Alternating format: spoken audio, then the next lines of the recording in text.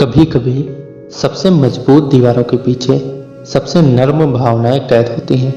दीदी की शादी को 3 साल हो गए थे और उस घर में मेरे कदम पड़ते ही जैसे कुछ बदल गया था। नहीं, वो घर नहीं, वो इंसान, करण जी। दोस्तों, नैना ने अपनी बहन के घर में कदम रखा। करण पहली बार घर पर ही था, ऑफिस से छुट्टी लिए। करण, जो कि नैना का जीजा है। घर में हलचल थी, लेकिन नैना की नजरें बार बार करण पर ठहर जाती। उसके बोलने का ढंग, चीजें संभालने का तरीका और वो शांत नर्म निगाहें। करण हंसते हुए, नैना तुम बिल्कुल नहीं बदली, आज भी वही तेज सवाल करती हो। नैना हंसते हंसते, और आप कुछ ज्यादा ही संजीदा हो गए हैं। वो संवाद, वो अदाएं, वो मुस्कुराहटें, सब कुछ अनकहा लेकिन असरदार। स्नेहा अपने काम में व्यस्त रहती। स्नेहा जो नैना की बहन है। रात को लेट आना, मीटिंग्स, ऑफिस ट्रैवल। करण अक्सर अकेले ही रहता। नैना देर शाम उसकी चाय लेकर आती, कभी कभी साथ बैठ जाती। एक शाम जब घर में बस वही दोनों थे, तब नैना, आपके पास हमेशा इतना धैर्य कैसे होता है? करण, क्योंकि कभी कभी चिल्लाना या शिकायत करना रिश्ते तोड़ देता है, और कुछ रिश्ते तो टूटने के लिए बने ही नहीं होते। नैना की आंखें भर आईं।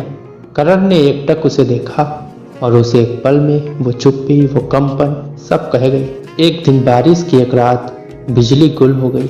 नैना हल्की मैक्सी में थी, उसके कपड़े भीग चुके थे।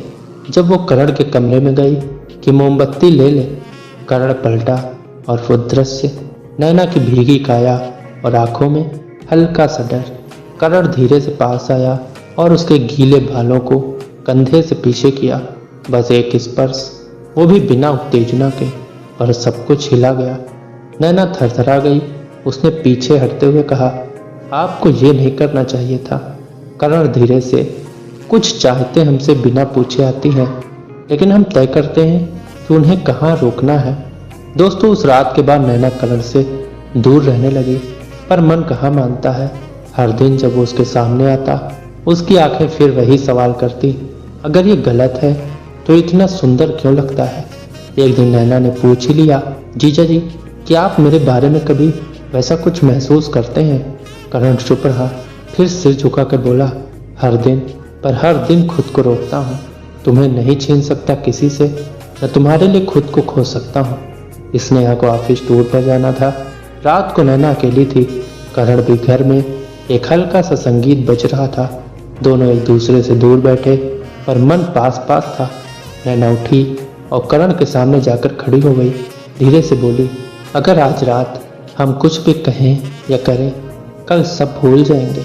बस एक रात, बिना पछतावे की। क्या आप मुझे वो दे सकते हैं?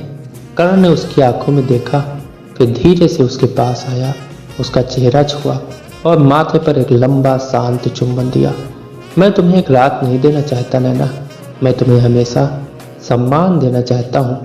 दोस्तों, नैना अगली सुबह चली गई। करण बस दरवाजे पर खड़ा रहा, न कुछ कहा न रोका। सालों बाद नैना की शादी हो गई। करण भी अपनी शादी में कभी वो जुड़ाव न ला सका, पर आज भी जब बारिश होती है, जब बिजली जाती है, जब मोमबत्ती जलती है, तो दोनों को एक दूसरे की अनकही रात याद आ जाती है। दोस्तों, हर प्रेम को मंजिल नहीं मिलती। कुछ प्रेम बस राहों में मुस्कुराते हुए बिछड़ जाते हैं, और वही प्रेम सबसे ज़्यादा याद आता है।